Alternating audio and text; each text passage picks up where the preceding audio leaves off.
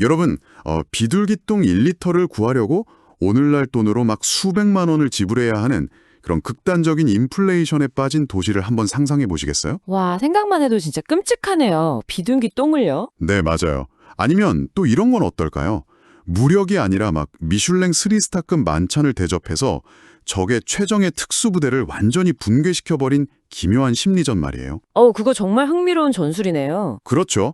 오늘 우리가 이번 심층 탐구에서 다룰 자료는 그 유리 진열장 안에 고이 모셔진 지루한 도덕교과서가 아닙니다. 네, 전혀 아니죠. 오늘 살펴볼 고대문은 열왕기하 6장은요.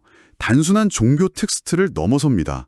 국가 안보, 또 첩보전, 경제 붕괴, 그리고 극한의 위기 속에서 우리 인간의 인식이 대체 어떻게 왜곡되는지 이걸 정말 놀랍도록 정교하게 해부하는 일종의 보고서거든요. 맞아요. 이 텍스트가 지닌 진짜 가치는 그 거대한 지정학적 위기하고 한 개인의 아주 일상적인 위기를 딱 교차시키면서 인간 심리의 밑바닥을 적나라하게 들여다본다는 데 있거든요. 아, 심리의 밑바닥을요? 네, 이게 수천 년 전의 기록이잖아요.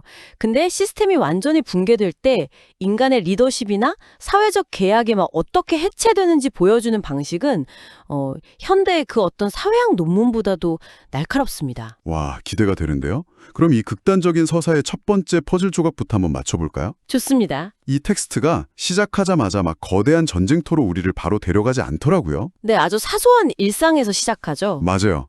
오히려 지극히 평범한 노동일 현장이에요.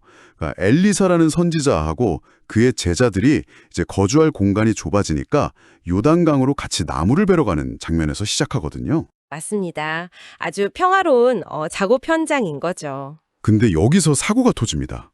한 제자가 막 나무를 베다가 그 도끼의 쇠 부분이 자루에서 쑥 빠져서 강물에 빠져버린 거예요. 아, 제일 중요한 세 부분이 빠진 거군요. 네, 그러니까 이 사람이 막 절규를 합니다. 아, 내 주여 이는 비로운 것이니이다 이러면서요. 진짜 하늘이 무너지는 기분이었을 겁니다. 그러니까 엘리사가 나뭇가지를 딱 물에 던져서 그 무거운 철제 도끼를 물 위로 떠오르게 지적을 베푸는데 저는 이 장면을 읽으면서 솔직히 약간 의문이 들었거든요. 어떤 점이 의문이셨어요? 보통 고대 신화나 영웅담 같은 걸 보면요. 이런 기적은 리더의 권위를 막 과시하기 위한 일종의 거창한 마술적 장치로 쓰이잖아요. 네, 보통 그렇죠. 근데 곧이어 엄청난 국가적 위기를 다룰 텐데 텍스트가 왜 굳이 초반에 이 사소한 도끼 분실 사건을 배치한 건지 궁금하더라고요. 아, 그게 사실 현대인의 시각에서는 사소해 보이는데요.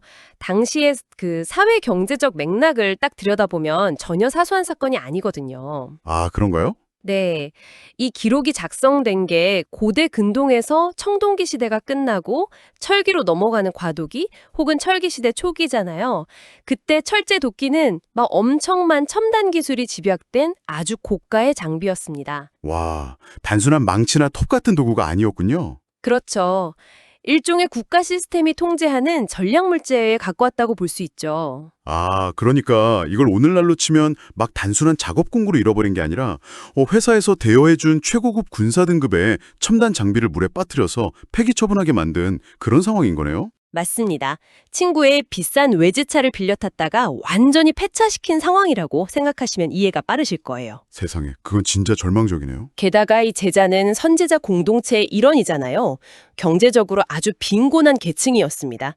그러니까 빌려온 것이 아닌 이 남자의 절규에는 단순한 당혹감이 아니라 이 빚을 갚지 못하면 자신이나 자기 가족이 채무 노예로 팔려갈지도 모른다는 거대한 경제적 공포가 담겨 있는 겁니다. 아, 가족이 노예로 팔려갈 정도의 위기요? 네, 맞아요. 그래서 텍스트가 의도하는 바는 아주 명확합니다.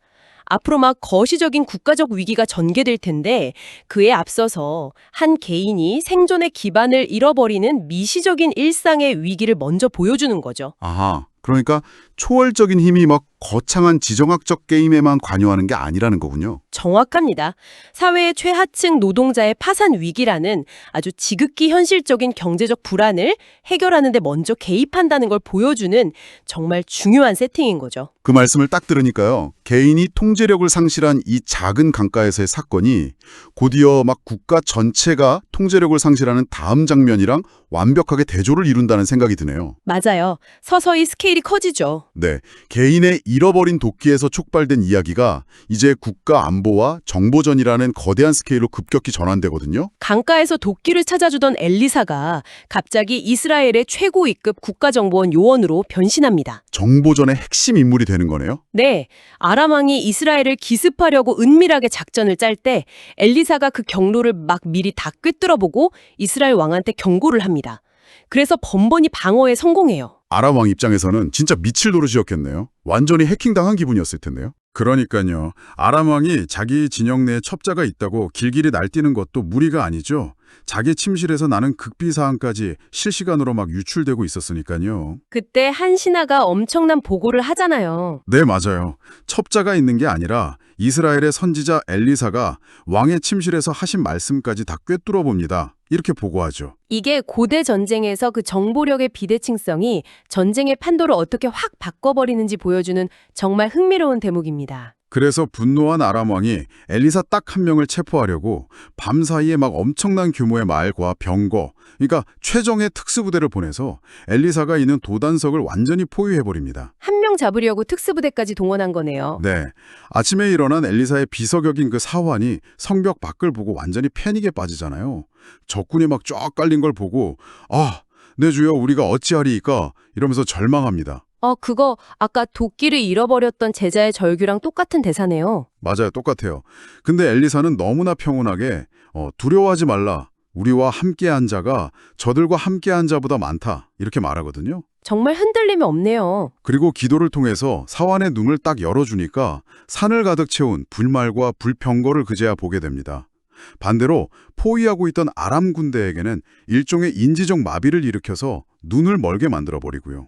그 눈이 멀었다는 부분 말이죠. 네, 저는 이게 단순한 시력 상실이라기보다는요. 약간 현대전의 전자전이나 막 GPS 스푸핑처럼 적의 인지체계 자체를 완전히 교란시켜서 방향 감각을 상실하게 만든 것처럼 들리더라고요. 오, 훌륭한 분석입니다. 실제로 아람 군대가 물리적으로 앞을 전혀 보지 못했다면 엘리사가 그들을 이끌고 이스라엘의 수도 사마리아까지 약 20km에 달하는 거리를 걸어서 이동하는 건 아예 불가능했을 거거든요. 장님들을 데리고 20km를 갈 수는 없으니까요. 그렇죠.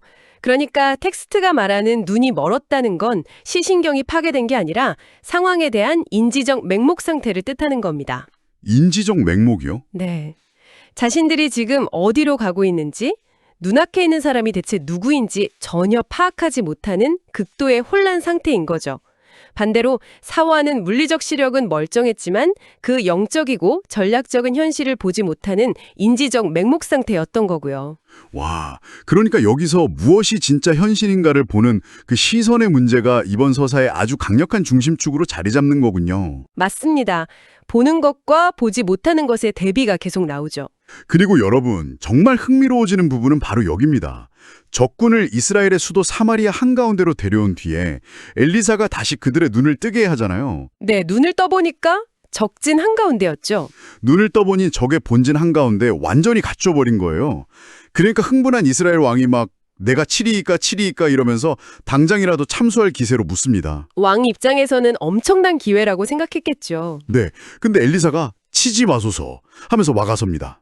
게다가 포로들을 죽이기는커녕 막 떡과 물을 아주 푸짐하게 차려주고 먹여서 집으로 돌려보내라고 하거든요. 미슐랭 3스타급 만찬을 대접한 거네요. 솔직히 말해서요. 보통 고대 근동의 전쟁사를 보면 포로를 막 무참히 처형하고 잔혹하게 다뤄서 적국에 엄청난 공포심을 심어주는 게 기본 공식 아니었나요? 그렇죠. 아주 잔인한 시대였으니까요. 저는 그래서 엘리사의 이 결정이 단순히 종교적인 자비나 평화주의라고만 생각하지 않습니다. 아니 근데 적군의 최정예 특수부대를 생포해놓고서 잔치를 베풀어 돌려보낸다는 게 이거야말로 도덕적 우위를 선점하고 적의 전의를 완전히 상실하게 만드는 지극히 마키아벨리적인 고도의 심리전 아닌가요? 정확히 짚으셨습니다. 이걸 더 큰 그림과 연결해 본다면요. 이스라엘 왕의 즉각적인 무력 사용 욕구는 아주 전형적인 1차원적 전술이에요. 1차원적 전술이요? 네. 적을 눈앞에서 당장 제거해서 일시적인 안전만 확보하겠다는 거죠. 하지만 고대 전쟁 경제학의 관점에서 보면 죽은 병사들은 적국에서 새로운 징집을 통해 얼마든지 금방 대체될 수 있습니다. 아, 병력은 다시 뽑으면 되니까요. 오히려 아군이 포로로 잡혔다가 비참하게 학살당했다는 명분은 적에게 더 큰 보복 전쟁을 일으킬 강력한 동력을 제공할 뿐이죠. 아, 복수심만 자극하는 거군요. 반면에 적의 취정의 부대를 철저하게 압도해서 완벽히 무장해제시킨 뒤에 극도의 공포 상태에 벌벌 떨고 있는 그들에게 예상치 못한 아주 융성한 대접을 해서 돌려보낸다면 대체 어떻게 될까요? 와, 그들이 고국으로 돌아가서 입을 여는 순간 그 부대 전체가 이스라엘의 압도적인 능력과 자비를 막 증명하는 걸어다니는 선전포고문이 되겠네요. 맞아요. 우리는 완전히 장악당했었지만 그들은 우리를 죽일 가치조차 느끼지 못하고 오히려 밥을 배불리 먹여서 돌려보냈다. 이렇게 소문이 나겠네요. 정확합니다.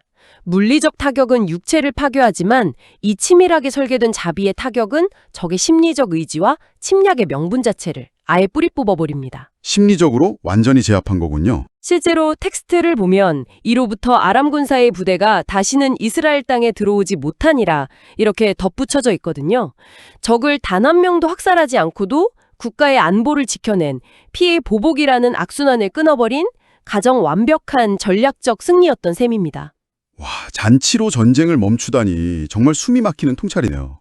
하지만 여러분, 그래서 여기서 우리가 긴장을 놓으면 안 됩니다. 네, 진짜 위기는 이제부터 시작이니까요. 맞아요. 서사의 분위기가 막 갑자기 끝없는 심연으로 곤두박질 치거든요. 그렇게 기적적이고 평화롭게 마무리된 줄 알았던 상황이 시간이 꽤 흐른 뒤에 아람왕 베나닷이 온 군대를 모아 사마리아를 에워싸면서 최악의 재난으로 돌변합니다. 평화가 오래가질 못했네요. 이번엔 단기전이나 무슨 첩보전 수준이 아니에요. 성을 뺑 둘러싸고 내부의 자원이 완전히 고갈될 때까지 말려 죽이는 그 전쟁의 가장 잔혹한 형태인 포위전이 시작된 겁니다. 사실 포위전은 본질적으로 성벽을 부수는 그런 단순한 물리전이 아니거든요. 그럼요. 시간과 기아, 그러니까 굶주림을 무기로 삼는 아주 철저한 경제전이자 심리전입니다. 시스템 자체를 내부에서부터 서서히 썩어 들어가게 만드는 아주 잔혹한 방식이죠. 맞아요. 그 붕괴의 속도가 수치로 아주 적나라하게 기록되어 있더라고요. 텍스트를 보면 성 안이 그야말로 극심한 초인플레이션에 시달립니다. 물가가 미친 듯이 치솟았죠. 평소에는 율법에 따라 부정하게 여겨서 먹지도 않던 나귀의 머리 하나가 은 80세겔, 그러니까 우리 돈으로 수천만 원의 거래가 됩니다. 와, 나귀 머리 하나예요? 네. 아니, 나귀는 고대 사회에서 농사를 짓거나 짐을 나르는 핵심 생산수단이잖아요. 근데 그걸 잡아먹는다는 건 미래의 생산성을 완전히 포기해버렸다는 뜻이잖아요. 생존이 우선이니까 미래구 보고 없는 거죠. 게다가 더 충격적인 건 아까 서두에 말씀드린 그 합분태, 즉 비둘기 똥 4분의 1 값이 5세겔에 팔렸다는 대목입니다. 그건 진짜 상상하기도 힘든 끔찍한 상황이네요. 학자들에 따라서 이게 막 진짜 비둘기 똥을 땔감이나 소금 대용으로 쓴 거라고 보기도 하고 아니면 그냥 형편없는 야생 구근 식물을 뜻하는 당시의 은어였다 이렇게 해석하기도 하던데요. 네, 해석이 분분하죠. 근데 뭐 어느 쪽이든 간에 인간의 생존, 존엄성에 진짜 밑바닥까지 쳤다는 건 명백한 사실이죠. 맞습니다. 여기서 경제의 초인플레이션은 단순히 화폐 가치의 하락만을 의미하는 게 아닙니다. 다른 의미가 또 있나요? 네, 그것은 사회가 공유하고 있던 기본적인 도덕과 윤리, 다시 말해 사회적 계약 자체가 완전히 붕괴하고 있다는 신호탄입니다. 아, 사회적 계약의 붕괴요? 인건성을 유지할 수 있는 그 최소한의 생존 조건마저 박탈당했을 때 우리 문명의 외피가 얼마나 얇고 또 얼마나 쉽게 벗겨져 버리는지를 보여주는 지표가 바로 저 나귀 머리와 비둘기똥의 비정상적인 타격인 것이죠. 그리고 여러분, 그 문명의 외피가 완전히 홀라당 벗겨진 충격적인 사건이 이스라엘 왕 눈앞에서 벌어집니다. 가장 끔찍한 장면이죠. 왕이 막 무너져가는 성벽 위를 걷고 있을 때 한 여인이 살려달라고 막 울부짖어요. 저는 처음에 이 여인이 그냥 식량을 달라고 구걸하는 줄 알았거든요. 보통은 그렇게 생각하죠. 근데 그녀가 털어놓은 이야기는 진짜 제 상상력을 완전히 파괴해버렸습니다. 두 여인이 굶주림을 견디다 못해서 서로의 아들을 번갈아 잡아먹기로 막 계약을 맺었다는 거예요. 와, 세상에. 진짜 끔찍하네요. 오늘은 내 아들을 삶아먹고 내일은 네 아들을 먹자. 이렇게요. 근데 자기 아들을 먼저 삶아먹은 다음 날 상대 여인이 자기 아들을 쏙 숨겨버려서 내가 너무 억울하다. 그러니까 왕이 재판을 좀 해달라. 이러고 청구한 상황인 겁니다. 진짜 듣기만 해도 소름이 끼칩니다. 여기서 제 머릿속이 정말 하얗게 변하더라고요. 아니, 자식을 잡아먹었다는 사실 자체도 너무 경악스러운데 더 끔찍한 건 이 극한의 타락 속에서도 그들이 계약 위반이라는 아주 이성적이고 법적인 논리를 들고 와서 왕에게 호소하고 있다는 점이에요. 네, 그 지점이 바로 이 텍스트가 보여주는 가장 뼈아픈 역설입니다. 어떤 역설이죠? 사실 식인, 카니발리즘은 인류 역사의 끔찍한 포위전 기록에서 종종 등장하거든요. 예루살렘 포위전이나 막 스탈린그라드 전투 같은 극한 상황에서 나타나는 모성애와 인간성의 최종적인 해체 단계입니다. 인간일기를 포기하는 단계죠. 네, 그런데 이 여인은 자신이 저지른 끔찍한 윤리적 파탄을 부끄러워하거나 괴로워하기보다는 철저하게 일그러진 거래의 논리로 계약 위반이라며 접근하고 있잖아요. 맞아요. 너무 당당하게 재판을 요구해요. 이게 바로 공포와 굶주림이 인간의 인지를 얼마나 귀괴하게 뒤틀어버릴 수 있는지 도덕적 맹목 상태의 극치를 보여주는 겁니다. 윤리관 자체가 완전히 눈이 멀어버린 거죠. 와, 도덕적 맹목이요? 그리고 이 말을 들은 이스라엘 왕의 반응도 우리가 주목해야 합니다. 왕은 당연히 엄청난 충격을 받아서 백성들 앞에서 자기 겉옷을 막 팍팍 찢어버려요. 왕도 견디기 힘들었겠죠. 근데 옷이 찢어지니까 그 속에 아주 까끌까끌한 베옷을 입고 있던 게 딱 드러나죠. 아, 베옷을 입고 있었다고요? 네. 겉으로는 왕의 권위랑 막 평정심을 유지하는 척 했지만 속으로는 신에게 구원을 빌면서 극도의 스트레스를 묵묵히 견디고 있었던 겁니다. 나름대로 신앙적인 대처를 하고 있었다고 볼 수 있죠. 보이지 않는 곳에서 혼자 고통을 인내하고 있었던 거네요. 근데 이 다음 순간 왕의 태도가 완전히 돌변해버려요. 그는 이 사태의 책임을 갑자기 엘리사에게 싹 돌리면서 오늘 엘리사의 머리를 내 손으로 베어버리지 않으면 신이 내게 벌을 내리실 것이다. 이러면서 막 암살자를 파견하거든요. 갑자기 화살을 엘리사에게 돌린 거군요. 그래서 이 모든 게 대체 무슨 의미일까요? 저는 이게 앞뒤가 너무 안 맞는다고 생각했어요. 아니, 이전에 첩보전에서 엘리사가 수차례나 자기 목숨을 구해주지 않았습니까? 엄청난 은인이죠. 근데 왜 1차원적인 이 분노의 화살을 유일한 구원자였던 엘리사에게 심지어 막 신의 이름까지 빌려가면서 사형 선고를 내리는 방향으로 돌리는 걸까요? 이건 매우 중요한 질문을 던지게 하는데요. 이것이 바로 시스템적 재난 상황에서 무너져 내리는 리더십의 전형적인 심리 메커니즘을 보여주는 겁니다. 아, 심리 메커니즘이요? 왕이 베옷을 입고 있었다는 건 그가 나름대로 신의 개입을 꾹 참고 기다리고 있었다는 증거거든요. 하지만 자식을 잡아먹는 그 끔찍한 계약 위반을 재판해달라는 여인의 목소리를 듣는 순간 그가 견고하게 유지하고 있다고 믿었던 신학적이고 통치적인 시스템 자체가 산산조각이 나버린 겁니다. 멘탈이 완전히 붕괴된 거군요. 네, 왕이 던진 마지막 대사가 모든 걸 설명해 줍니다. 이 재앙이 여호와께로부터 나왔으니 어찌 더 여호와를 기다리리요. 이렇게 말하죠. 어찌 더 기다리리요. 와, 끝을 알 수 없는 기다림에 대한 완전한 포기 선언이네요. 맞습니다. 구원이 지연되고 고통이 그 임계점을 딱 넘어서면요. 인간은 자신이 통제할 수 없는 재앙 앞에서 무조건 누군가를 희생양으로 삼으려는 강렬한 본능을 드러냅니다. 희생양이 필요해진 거군요. 자신을 도와주지 않는 혹은 이 재앙을 내렸다고 생각되는 신을 직접 공격할 수는 없잖아요. 그러니까 눈에 보이는 신의 대리자인 엘리사에게 그 분노를 막 투사해버리는 거죠. 아하, 화풀이 대상이 필요했던 거네요. 자신의 정치적 무능과 상황의 참혹함이 빚어낸 극단적인 공포에 완전히 눈이 멀어서 아군과 적군의 구별조차 상실해버린 리더의 비참한 모습입니다. 공포에 눈이 멀었다. 진짜 소름 돋네요. 하지만 텍스트는 이 혼돈의 순간을 또 다른 장면과 아주 강렬하게 교차시킵니다. 왕이 막 분노에 차서 암살자를 보낼 때 엘리사는 장로들과 함께 자기 방 안에 고요히 앉아 있어요. 맞아요. 심지어 암살자의 발소리가 들리기도 전에 그의 접근을 꿰뚫어 보고는 장로들에게 문을 닫고 들이지 말라 이렇게 아주 평온하게 지시하죠. 와, 밖에서는 막 자식을 잡아먹고 초인플레이션으로 사회가 무너지고 왕은 눈이 뒤집혀서 암살자를 보내려 광기가 몰아치고 있는데 엘리사의 방 안은 그 예전에 도단성을 에워싼 불병거를 보았을 때처럼 여전히 고요하고 철저하게 상황을 통제하고 있네요. 그렇습니다. 극도의 생존 위협 속에서도 상황의 본질을 꿰뚫어보는 자의 평정심, 그리고 눈앞의 참혹함에 압도되어서 이성을 잃고 맹목적인 폭력을 휘두르는 자의 모습, 이 두 가지가 서사의 마지막 순간까지 완벽한 대조를 이루는 겁니다. 통찰력과 맹목성의 대조군요. 네, 이스라엘 왕은 위기 앞에서 통제력을 잃고 자신이 파괴할 수 있는 만만한 대상을 찾았지만 엘리사는 이 절망의 끝에서조차 폭력이 아닌 다른 차원의 해결책을 조용히 바라보고 있었던 것이죠. 여러분, 오늘 우리가 함께 걸어온 이 여정 정말 롤러코스터 같지 않았나요? 숨이 막힐 지경이었습니다. 네, 진짜 몰입감이 대단한 서사였어요. 강물에 빠진 노동자의 쇠도끼가 떠오르면서 그 지극히 개인적인 경제적 불안을 시선해 주었던 아주 작은 일상의 기적에서 출발했죠. 그리고 보이지 않는 불병거가 산을 덮고 또 적의 인지를 교란해서 떡과 물로 전쟁을 끝내버린 경이로운 첩보전의 카타르시스도 맛보았습니다. 맞아요. 아주 통쾌했죠. 하지만 서사는 우리를 그냥 안일한 해피엔딩에 머물게 두지 않았습니다. 극한의 굶주림 속에서 사회적 계약과 윤리가 아주 처참하게 찢겨나가는 저 사마리아 성의 지옥 같은 포위전 한가운데로 우리를 무자비하게 던져넣었으니까요. 인간사의 모든 빛과 그림자, 추몰적인 통찰과 가장 밑바닥의 야만성이 이 짧은 고대 텍스트 하나에 촘촘하게 직조되어 있다는 사실이 놀라울 따름입니다. 정말 그렇습니다. 위기는 결코 한 가지 얼굴로 오지 않거든요. 그리고 그 위기에 반응하는 인간의 시선 역시 상황에 따라 얼마나 쉽게 왜곡되고 눈멀 수 있는지를 이보다 더 날카롭게 보여줄 수는 없을 것 같습니다. 오늘 이 깊은 대화를 이제 서서히 갈무리하면서요. 여러분이 이 시간이 끝난 뒤에 스스로 고민해 보셨으면 하는 새로운 화두를 하나 던지고 싶습니다. 어떤 질문일지 기대되네요. 우리는 고대의 돌로 된 성벽 안에 갇혀 있지는 않습니다.